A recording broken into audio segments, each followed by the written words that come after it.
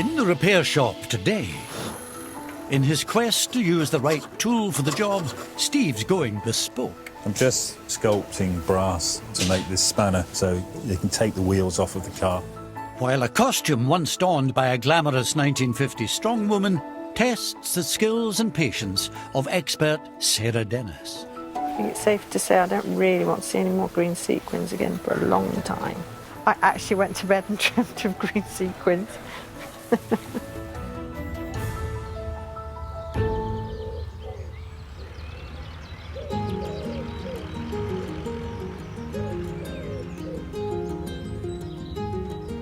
But first, a conduit to the past in need of a tune-up. John Mears is hoping radio and electronics expert Mark Stuckey can bring a precious family heirloom back to life. Hello there. Hello, I'm Mark. Nice to meet you. Hi, I'm Don. Nice to see you. What have you brought along? It's a reel-to-reel tape recorder, which used to belong to my dad. He would sit this in the corner, recording parties. We had this grand piano, and all the family, they take turns in playing it. Oh, brilliant. There was 14 or so brothers and sisters of my dad's. 14? Wow. Yeah, so they were big parties, and it wasn't a big house. Oh, no. But it didn't matter. They were good times. Yeah. You know, Dad used to play guitar and piano. And This would just be recording in the corner in the whole time? in the corner, yeah. So do you have a lot of tapes from your father then? There's about 4 or 5 different tapes. So are you on the tapes then?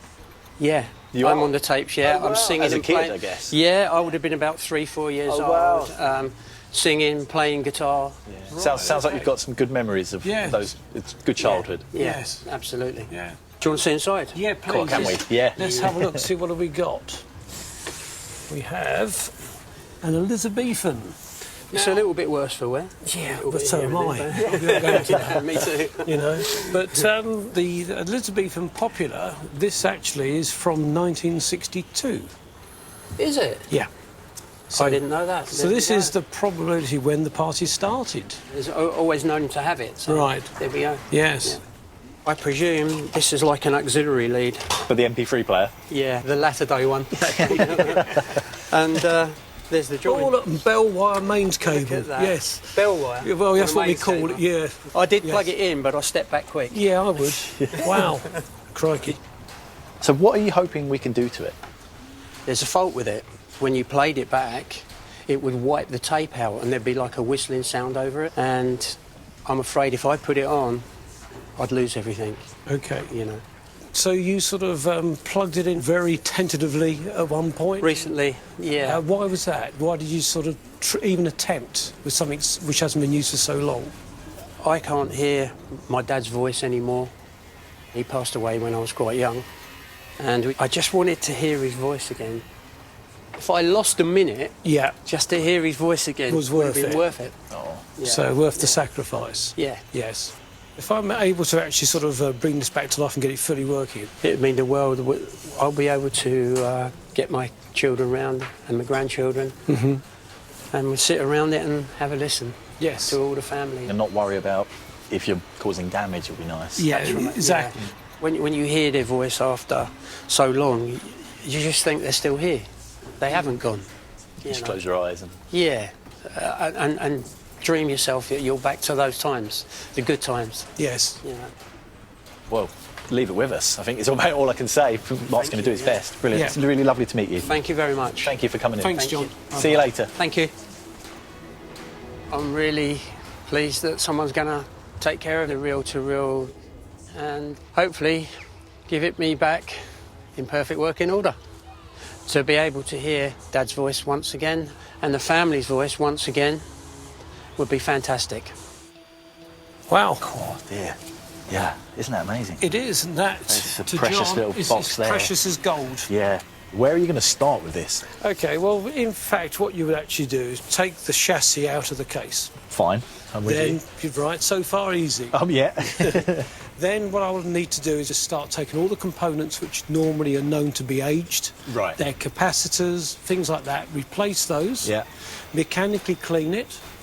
There's obviously a drive belt in there which will need replacing. It sounds like there's some parts in there that you're kind of knowing that they're going to be worn and broken, Exactly. hoping fingers crossed that there's nothing else No. broken in there. When we've done that, when I have done that... Yeah, I was going to say, oh no, yeah, keep me well away from it. When I've done that, then I can attempt to put a tape on it. Not that one. No. One of my own. Okay. Yes, and then we can then go from there to see how it's behaving, and then any little bits of adjustments, etc., needs to be So done. you really have to put a tape on and play it you to have to. troubleshoot. It's the only way you know how it works. Right. I hope you can get it working. Because this is some precious cargo there, so... I'll look after that. it. Right. Best of luck with it. I look forward to hearing it. So will I. Thanks, Don. All right, bye-bye.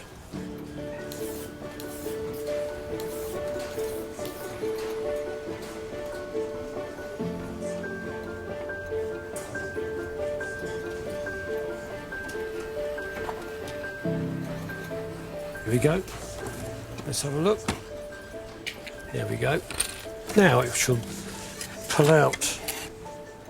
Right, okay, see what we've got. Okay, so first of all, we can see we've got just a couple of valves.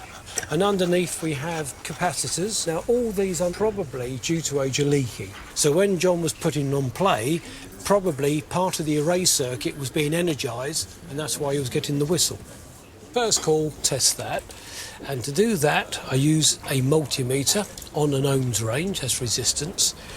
And I connect on one side, and I expect to see this meter rapidly rise and then slowly fall as it discharges.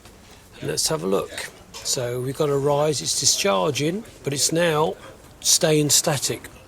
Well, if I do that on a brand new electricity capacitor here and do the same thing, you'll see there's a rapid rise and a rapid discharge.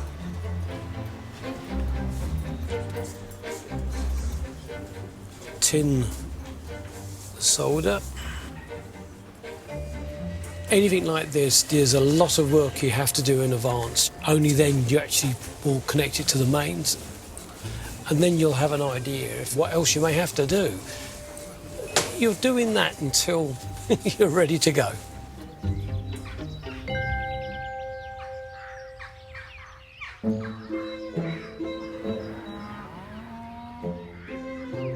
The next visitor racing towards the workshop is Julian Ma.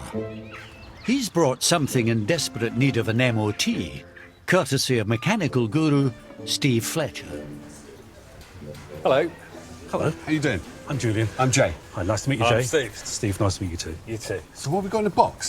So, this is a toy car that my dad gave me when I was about 10. So, That's a toy car. that's what I thought when I got it. You tell us about your dad. How come he bought you this then? So my dad was a university academic. He was a lecturer and in mechanical engineering. So in fact he did his PhD studying the internal combustion engine, which is where he got a love for cars.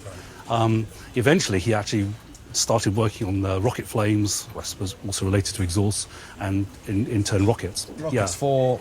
Well, I mean, you know, he actually used to speak to NASA at one stage. Actually, what he was really interested in was the turbulence inside the flames, which gives, I guess, rockets instability as they take off. See, Steve would understand all that stuff. That's beyond me. Is that beyond you? Oh, yeah. There's not much stuff that's beyond Steve, but it sounds like your dad was a really smart man then. Yeah, he was, and in his research he had a lot of collaborations in Europe, especially in Germany. Right. And he used to travel to Germany quite a lot. And every time he came back he used to bring us something.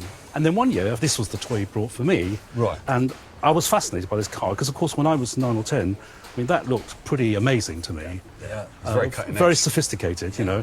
I was excited. And my favourite toy for a long time. But how did it actually get damaged? Sadly, one of my relatives managed to step on it, and you can see there's sort of damage in the back of it. Okay. I was gutted, because I used to play with it all the time. What would it do? What would the car do? Would it just drive? So you wind it up. So there was a key which fit in there. You can wind it up, and then you put it down, and off it goes. So what does this car symbolise to you? So obviously it's a very important memory from me, from my childhood, and it takes me back. But I think probably the most important thing now is that it triggers all those memories about my dad. My dad's 94 now, and not quite, you know, as sharp as he was. Right. But it does remind me of that time when, you know, he was a real hero, of course.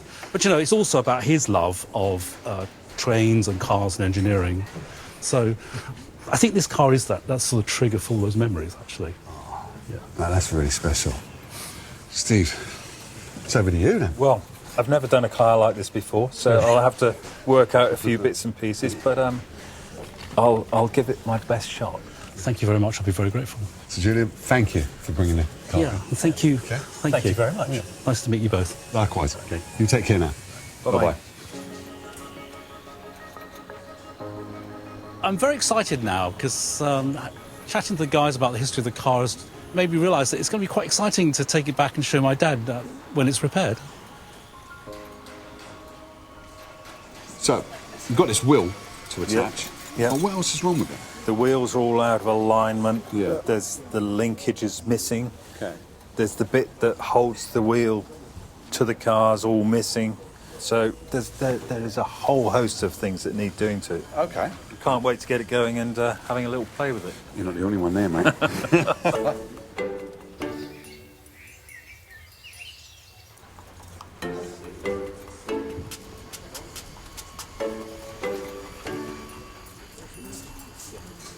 The more I look at this car, the more I see that when Julian's cousin stood on it, it caused quite a lot of damage. There's a lot of distortion or misalignment. The paintwork here has all been rubbed off or scraped off. And there's a few damaged bits on the front here as well. And I'm sure Kirsten will make a beautiful job of that. I've found a clock key that actually fits the square and will actually wind it slightly, but it's not doing anything at the moment. It's fairly solid. But I'm just going to pop the bottom off just to have a look at the mechanism, and hopefully I can see how I can straighten things out and repair things. Nothing's pinged out so far.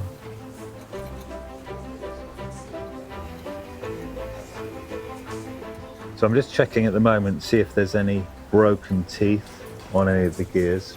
I can't see any at all, which is really, really good news.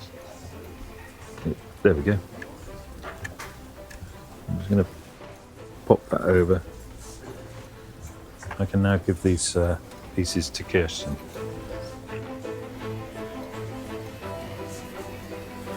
Hiya. Hello, you. I wonder whether you could help me with this little job. I know you're not accustomed to car body spraying, I was going to say. but I wonder whether you could just touch up this. Yeah, Kirsten's auto paints. Yeah, absolutely. Excellent. Good, good. Thank you. Okay.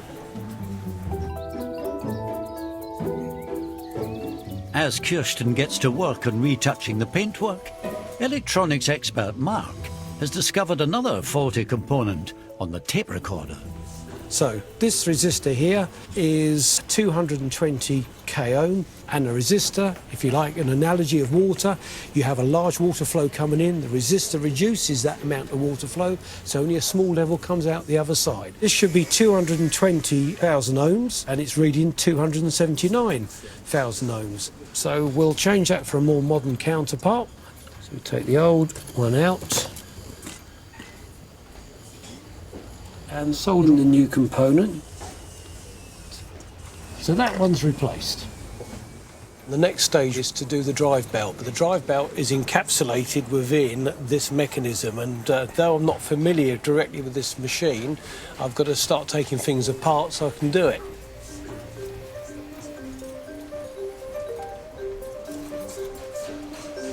When you disassemble something you're not familiar with, it's like, in effect, going into an unexploded bomb. You're having to very tentatively move screws, see if it will start to shift, and you know you're going in the right direction, because if you don't, boom, everything goes off, springs fly everywhere, and you've got mud on your face. Now, it looks like it wants to lift. Yeah, look at that. Nurse. The next thing to do is to remove the old belt, which is that. Now, what I've got to try to do, because unfortunately this model is, say, 1962, I haven't been able to locate spares, but I have got a quantity of different sized belts. With the correct size belt identified and installed, Mark can begin the painstaking process of cleaning the delicate components of the tape deck. The overall condition's actually pretty good. There's no deterioration of the rubbers. But this is filthy, but it's going to be. It's had, 60 years, so it's entitled to be a bit dirty.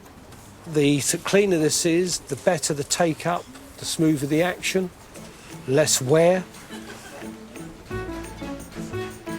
In fact, this metal polish you normally use to sort of polish up chrome, but it will do tape paths and heads absolutely superbly.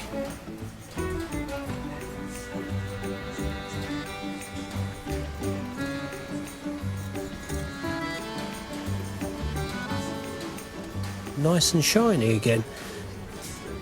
I'm now just going to do a dry test, a dry run on a spare tape, obviously not John's tape, just to prove that the tape paths are working correctly. We'll just fast forward it just to see if it's doing that, and everything seems to be working satisfactory. And rewind. So it's doing everything it says on the tin.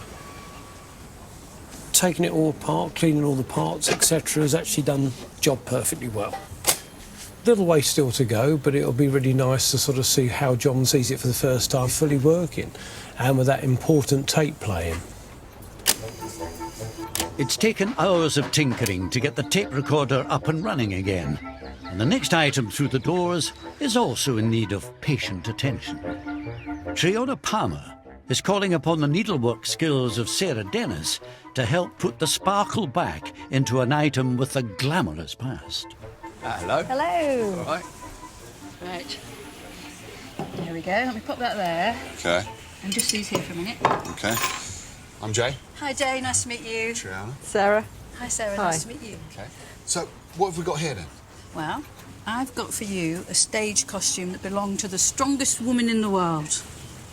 Now that is nice. Something else. She was a lady called Joan Rhodes. Okay. She would bend bars, so there we go. Bar. She would bend this for real. Okay. So go on, have a go. Well, this will be straight and she'll bend it like that. Yeah. Can you straighten it up for me?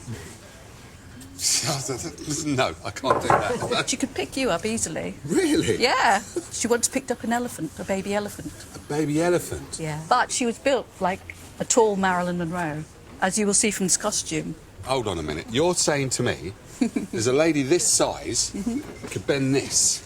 Yeah, really. OK, you got to tell me about this lady, because that's impossible.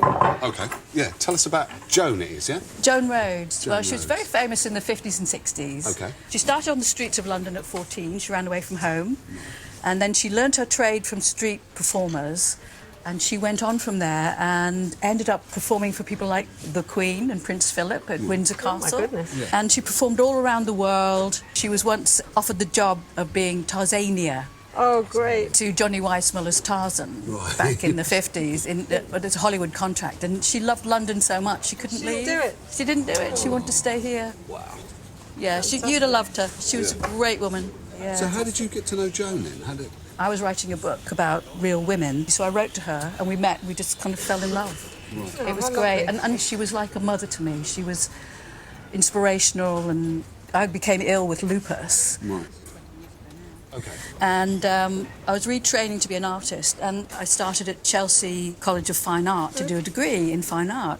I did it part-time, but even then it was very, very tough, and many times I thought about giving it up, but Joan would be there. Come on, get on with it, do that. And she was an inspiration always for me. She kept me going. So what would you like Sarah to do to this then? I think that there are obvious bits of particular wear. Yes, there's obviously bald patches, aren't there? Yeah, Obviously that needs repairing. that needs repairing, yeah. Bottom. And it would just be wonderful to try and preserve this, because I don't know how much longer it's got just to stay as it is. And then I'll pass it on to my daughters who knew her too, who loved her. Brilliant. So thank you for bringing this in. Good luck. Yeah, gonna need it. Thank you very much. I think I'm gonna give you back these because I don't think I'll be able to straighten them out. Oh, what a cop-out. I know. Sorry about that. All right. Thanks. You take care now. Bye. Bye-bye. I want the costume to look a little bit as it might have done in its heyday, you know, to give some of the sparkle back that it's lost, but to feel like I could imagine my lovely Joan in it. I was almost beyond hope that that could happen, so crossing my fingers that this could actually be the answer.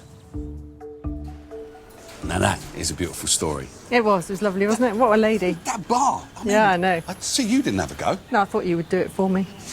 All right. Right, so what you got to do on it? Structurally, it's not too bad. Okay. There's a rip here that needs repairing. Right. Mostly, it's the bald patches from the sequins. Okay. There's a bit of tidying up to do at the back. I don't really want to do a lot to the structure of it. Because of the story, the more original we can leave it, the better, I think. Yeah. All right, so if there's anything you need, sequin-wise, I think I've got some sequins somewhere. I bet you have. I probably have, actually. I'm sure I can get you some. It's a deal. All right, well, let's get this over, yeah? All right, let's get it over. Yeah. Okay.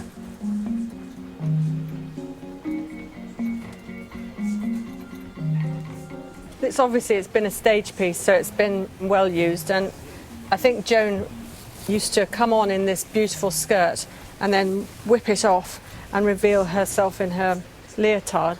But I think this was sort of thrown on the floor and then thrown into a case when she moved on to the next engagement. So it's had a hard life. It's a bit battered and bruised, but it's all part of its history. So I'm going to start by taking apart some of the home repairs, this clasp and these black stitches. Very carefully using curved scissors. Come away. I'm hoping there's no horrible tear or anything lurking under there. Well, I very rarely work with sequins, but it's really fun. It's really interesting. And these are interesting. They're old metal sequins, and you can't get them anymore. But I think we're safe down here, which is good. There we are. There was nothing under there. It was just hiding yet another bald bit. This is the clasps which she's made to design. I think they're old earrings. Yeah, I can see underneath here they're old clip-on earrings, which is really brilliant. So I'm literally just taking off the old bits of string that's been knotted on. And then the clasp should work on its own, which would be super. So there we go. The earrings are in place, the clips where it should be. One repair done. It's sequin sewing now.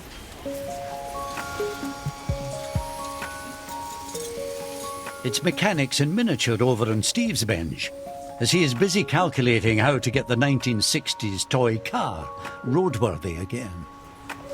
I've just got to make up the wheel bearing, which shouldn't be too difficult to make. I'm just going to use bushing wire, and this is used for clock bearings, so I'm going to put it into my watchmaker's lathe and turn it up so that it will all fit in place.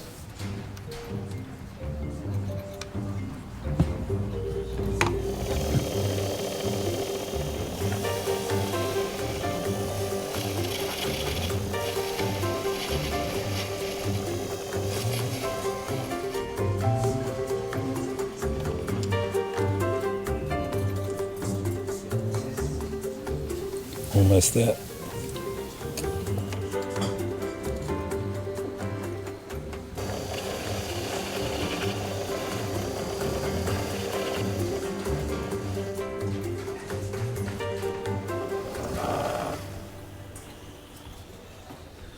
That's one piece, just make sure it fits onto the wheel. Good. I've just got to make the other unit now just to hold the linkage, and then we'll see if it all works.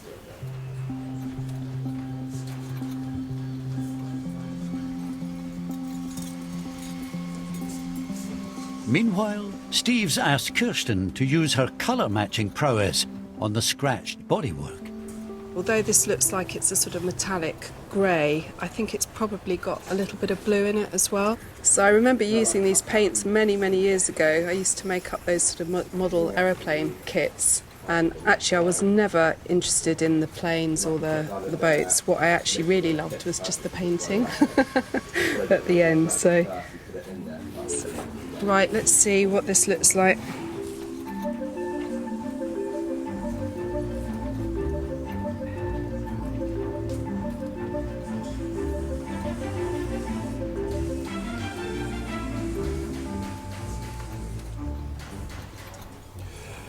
So I've turned up the other part of the linkage, or the drive shaft, and also made up this bent wire, which is also part of the linkage or drive shaft as well.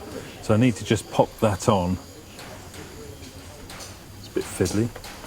So the drive shaft, once I've got it all in place, will drive the wheels from the clockwork mechanism. I'm just going to pop that in place there. Push that in tight, so if I pop the wheel on, just do up the nuts. Now that should drive the wheels, which it does. Fantastic. Always nice when you get something working when it's been broken for years and years. With Kirsten's now gleaming paintwork and Steve's newly working mechanism, it's time to rebuild the pocket racer. Hopefully it's all just going to fit together nicely. Hopefully. Screw this up. Just going to put the final wheel on. I don't think I'd get a job on Formula One pit crew. Let's see if it works. Now the fun begins. I know. I've just finished it. I'm just going to test it. Ready? Yeah. Now that is That'll smooth. be smooth as an F2 car. Nice. I think Julian's going to be made up. He will be. Just, Well done you, man. yeah, it was Hey? good fun actually. Yeah. But I tell you what, I have done some research of these cars. Yeah. And basically, when they came with a key, like Yeah, that, yeah. and a spanner. The spanner. Look at that. Ah, right, that's for changing the wheels. That makes it easier. That's right. So, what I was thinking, is it possible to make one of those for him? Yeah, that'd be good fun. I'll send you the picture so you got a reference. Yeah? Brilliant. Yeah, thank you. All right, no problem. Okay.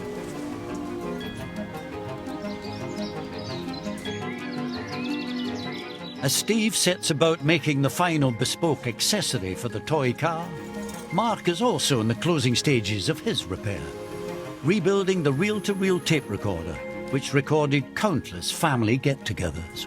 Okay, what I'm going to do now is put the cover, the main top cover, onto the chassis and just screw these pieces back together.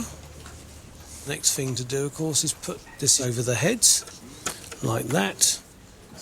Get the delicate tape, and there we go. It's now ready to go to John.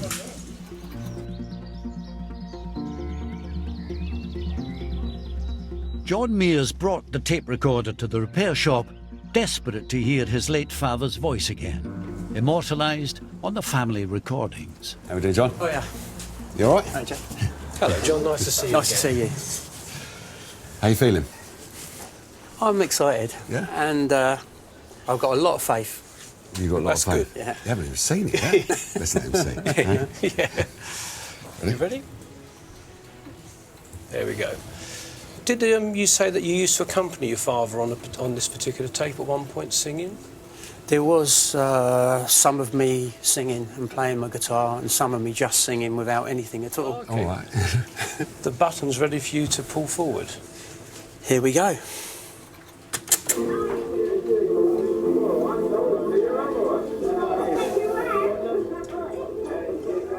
That's amazing. Now that's memories. Yeah. Listen to that piano. So long since I've heard that. And that's my granddad. And I can remember that like it was yesterday.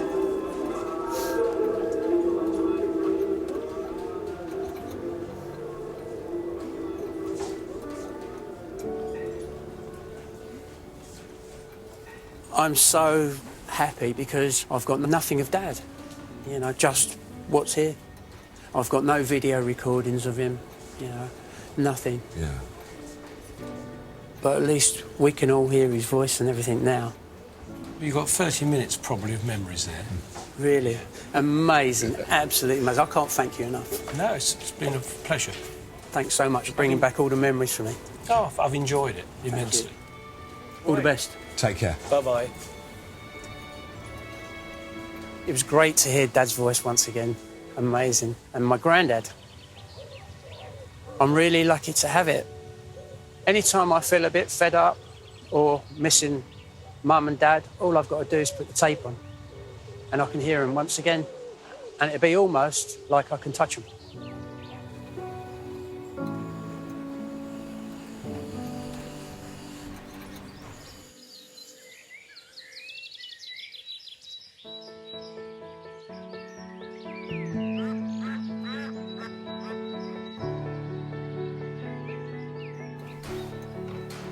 The nimble fingers of seamstress Sara Dennis are restoring a theatrical costume worn during the glittering career of 1950s strongwoman Joan Rhodes.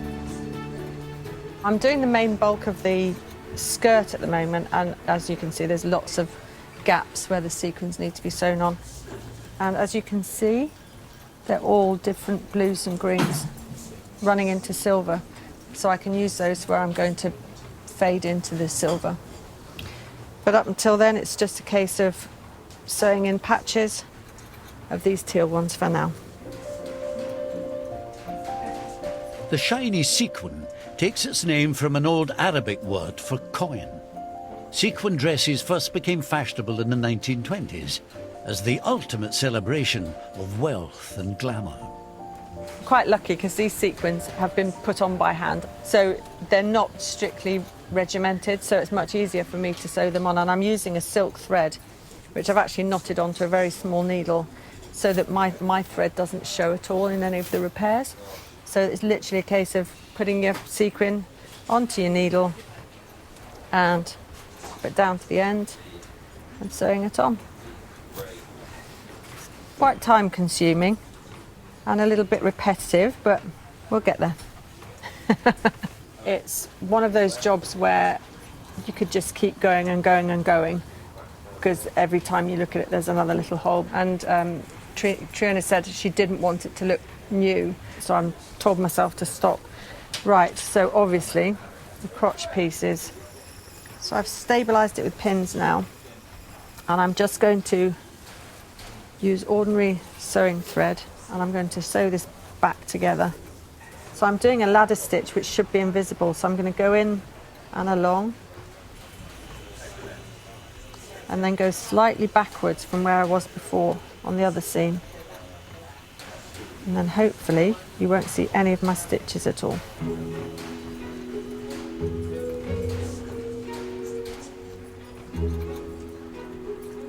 I actually been looking at the dress and I researched Joan. She was quite a woman, and she genuinely did look like Marilyn Monroe.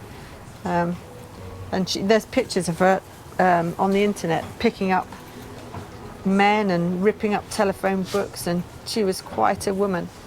And I showed her to my daughter, and my daughter says, that's the type of woman I want to be.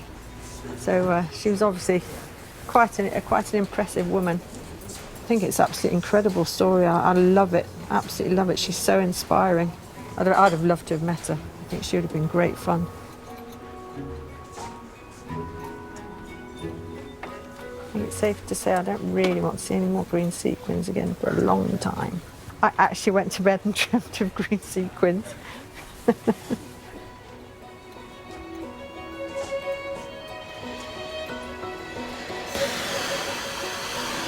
The checkered flag's in sight for Steve on the final stages of his repair of a 1960s miniature racing car, crafting a replacement spanner that originally accompanied the toy.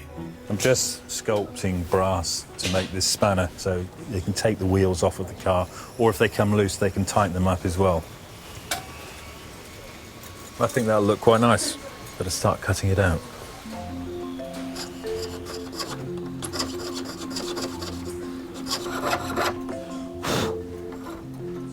Putting the final finish. Good. That's all ready for the buffer now.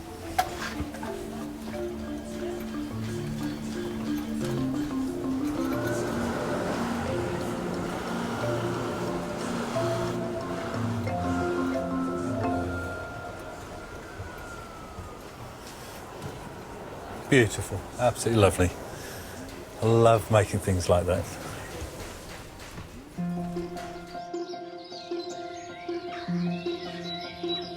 Owner Julian was given the car when he was 10 years old by his rocket scientist father. And now he's back, hoping Steve has managed to achieve his very own miracle of engineering. The racing car's really important to me because obviously it was a favourite childhood toy, but it's more than that. It's mainly about my dad, actually. I mean, he was the one who gave it to me. Brings back those memories of his trips to Europe and his interest in engineering. It's all about those memories, I think.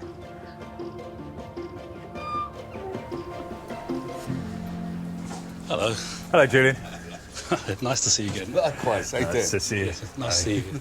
I've been looking forward to this day tremendously. Have been wondering what's it going to look like, and yeah, I'm very looking forward to this. Go for it, Steve. Oh, fantastic. Wow, you've taken me back 50 years just like that, actually. Can I? Yes. Okay. Oh, fabulous. Steve, you're a genius. He is, isn't he? Thank you. Does it work? Oh. And you found a key? I found a key. Can I wind it up for you? Yes, of course, yeah.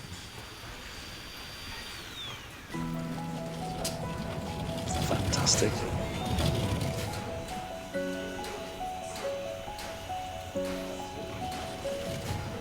That is lovely. Thank you ever so much.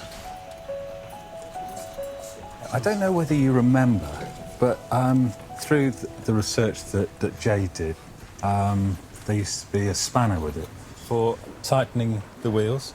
Oh, now you mention it. Yeah, I do remember that. You do? Yeah. Well, I made another one for you. That's lovely. Thank you. Wow. A bespoke spanner. Yes. Well, that will help this one not to come off again, will it? It will, yes. Oh, I just can't thank you enough, actually, and it's just wonderful. Yeah. What would your dad think about you doing all this and getting it repaired? He was fairly astounded that I still had it and wanted to get it repaired, and he said, that'd be great, and I can't wait to show him, actually. That's going to be so nice. His memories are, the most precious thing at the moment. And I think that will bring back a lot of his memories as well, not just of, the young family, but also it'll remind him of his, his work and, him having to go abroad and on trips. And so I think we're going to have an enjoyable afternoon chatting about this. Fantastic. Brilliant. Yeah. I'm really happy. So on his behalf as well, thank you. Cause, very well. It made us both very happy. Yeah. Thank you for bringing it in. Bye-bye now. Bye-bye. Brilliant. Well done, you, man. Oh. Well done. Nice. Wow, that was really great. I think what's lovely is that it's not been renovated back to brand spanking new, and it feels like we've kind of aged together. It looks like a toy of my era, and yeah, it just feels great actually.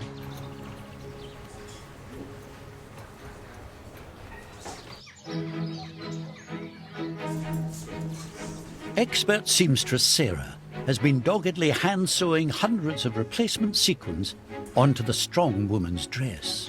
In the 50s, there wouldn't have been that many shiny, lurexy type fabrics, so sequins would have been the way to catch the light, to draw attention to it.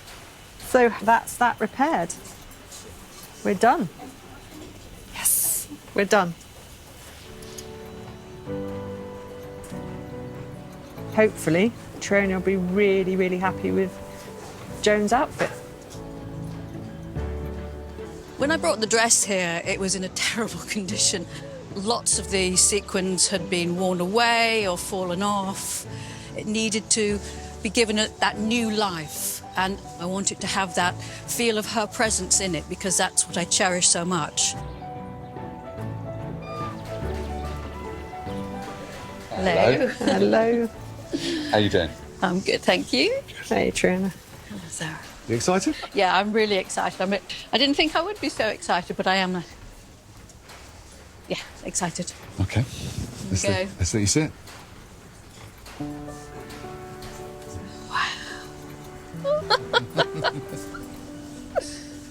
Oh, look at that.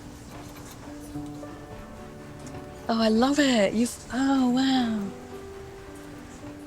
It's a shame. Do you know the one sadness I have is she's not here to see this.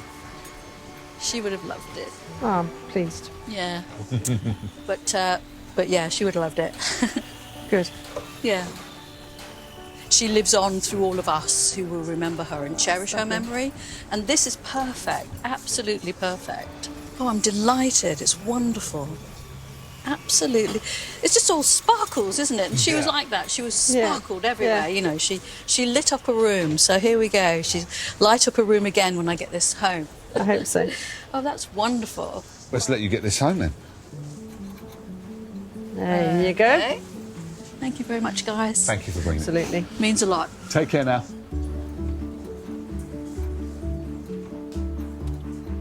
Seeing the dress actually being brought back to life like that brought back Joan to life for me. I felt that she was there, just looking at it. It's so beautiful. I think Joan would love that. I think she'd love the fact that she's still very much here.